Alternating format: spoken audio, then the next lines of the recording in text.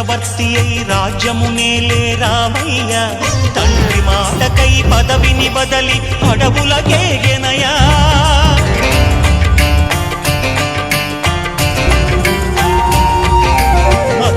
జనులను కావగ వచ్చిన మహావిష్ణు అవతారమయ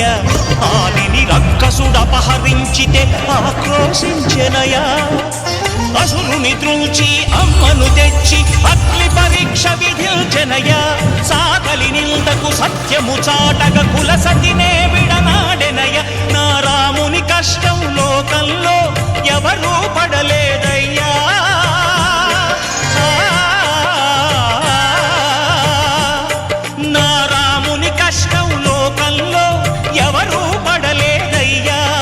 సత్యం ధర్మం త్యాగంలో